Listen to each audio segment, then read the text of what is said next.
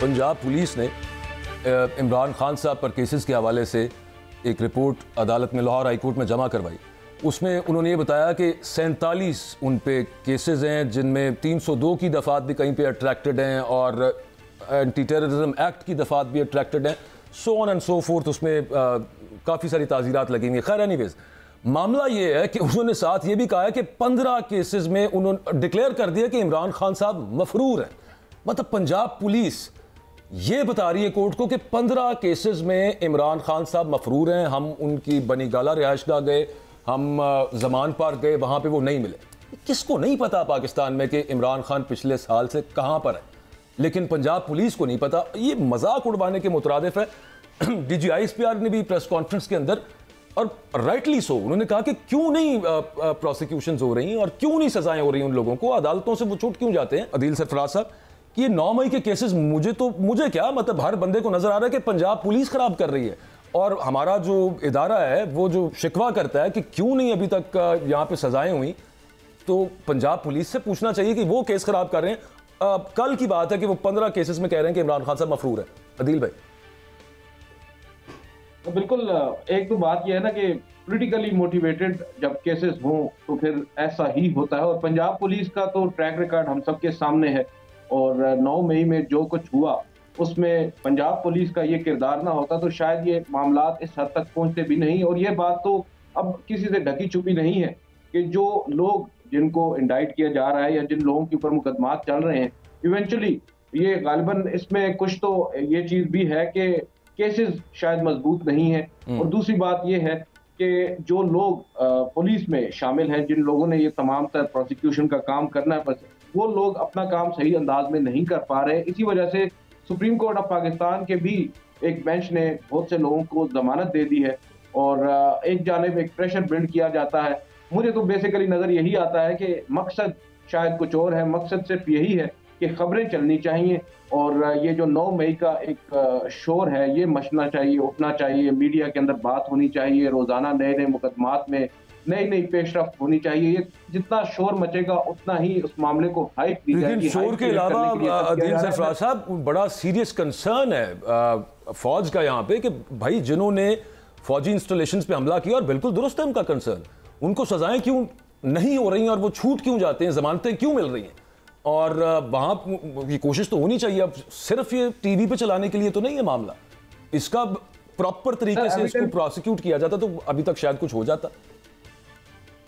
नहीं सर, देखें, आपकी बात दुरुस्त है, काफी हद तक दुरुस्त है कि पुलिस अपना काम नहीं कर रही, इसमें तो कोई दो राय नहीं है। मगर फिर आपको ये भी मालूम है कि एविडेंसेस कहां पर हैं। एविडेंसेस दे दिए जाएं और जो ये कार्रवाई है ये ज्यादा बेहतर अंदाज में सामने आ जाएगी। मजीद मौसर किस्म के इकदाम जो है वो वहां पर हम देख सकते हैं कि पुलिस उठाएगी।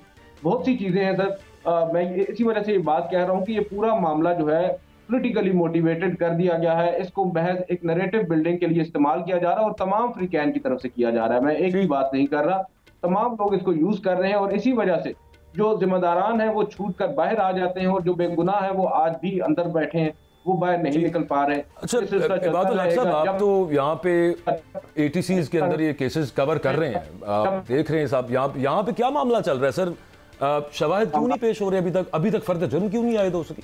जी, कल ही इंसदाद दहशतगर्दी के अदालत के जज ने इस बात पर हैरत का इजहार किया और परेशानी का इजहार किया कि अब तक जो है रिकॉर्ड क्यों नहीं पेश किया जा रहा। वो मुख्तलिफ बेल एप्लीकेशन में रिकॉर्ड मंगवाते हैं, रिकॉर्ड नहीं आता, शोकॉज नोटिस जारी किए हैं लेकिन रिकॉर्ड नहीं आ रहा। क्योंकि रिकॉर्ड आएगा, रिकॉर्ड में बहुत सारी चीज़ें होंगी जो सामने आएंगी, जिसकी बुनियाद पर जो है या तो बेल एक्सेप्ट हो जाएगी, या बेल एक्सेप्ट नहीं भी होती तो मामला हाई कोर्ट में पहुंच जाएगा और हाई कोर्ट उसका जांच पड़ताल करेगी।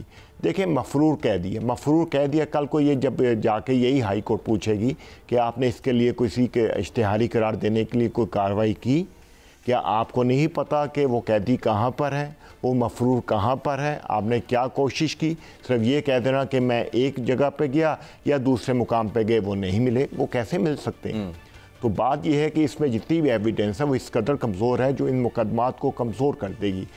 मुझे बताएं कि आज 1 साल से ऊपर का अर्सा हो गया, क्यों नहीं पेशरफ्त हो रही? पेशरफ्त यही तो मैं पूछ रहा हूँ, इसीलिए वजह कि एविडेंस नहीं, कोई भी वैसे वो कह रहे हैं, अदील भाई जो बात कर रहे हैं कि पॉलिटिकली मोटिवेटेड भी हैं, एविडेंस पेश नहीं हो रहे, तो क्या एविडेंस है नहीं?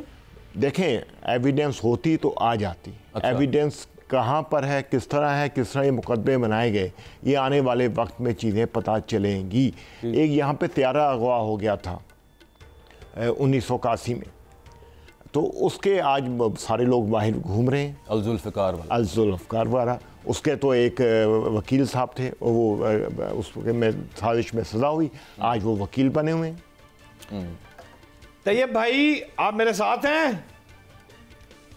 जी, सुन रहा हूँ सर। तैयब भाई, अगर आप अमेरिकी सुप्रीम कोर्ट ने एक हुक्मनामा जारी किया था जिसमें आपको याद होगा डोनाल्ड ट्रंप को ऑफिशियल एक्ट के मामले पर इस्तिस्ना हासिल है।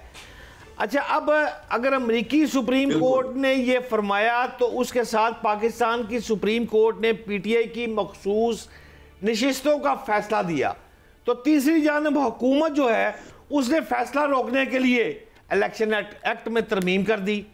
क्या कहेंगे आप इस पर? अमेरिका और पाकिस्तान एक ही सफ में खड़े हैं। देखिए, बिल्कुल मैं तो ये नहीं कह रहा कि अमेरिका और पाकिस्तान एक सफ में, लेकिन मरूजी हालात हमारे सिमिलर है। लेकिन एक चीज तय शुद्ध है, वो ये है कि पार्लियामान जो है वो सुप्रीम है। और जिस तरीके से देखें, बात सिंपल सी है, एक साइड पे इलेक्शन एक्ट आ गया है, तरमीम आ गई है, दूसरी साइड पे जो है सुप्रीम कोर्ट का फैसला है।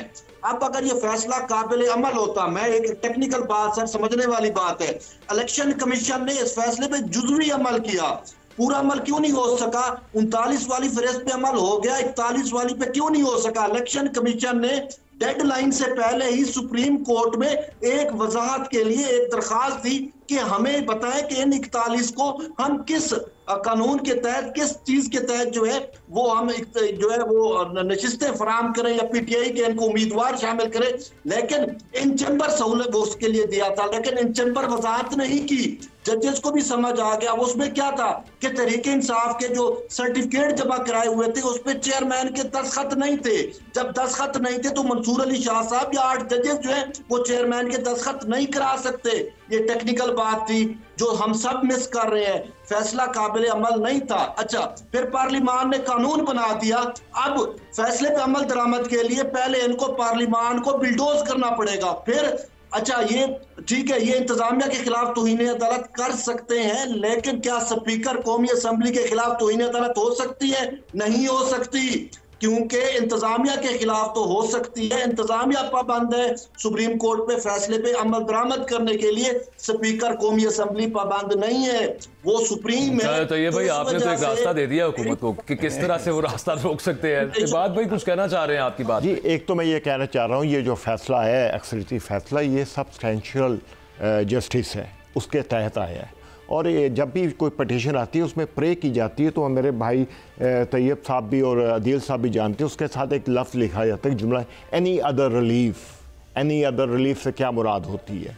तो वो अदर रिलीफ जो है वो यही होता है कि वो हालात को देखते हैं, वो हालात में इलेक्शन कमीशन हुकूमत अपना केस वहाँ नहीं लड़ सकी, इसलिए ये फ़ैसला आया है। और इस फैसले को जो है, जिन्होंने ये बात कही तैयब भाई ने कि सुप्रीम कोर्ट नहीं पार्लियामेंट सुप्रीम है, ये कहीं नहीं लिखा होगा।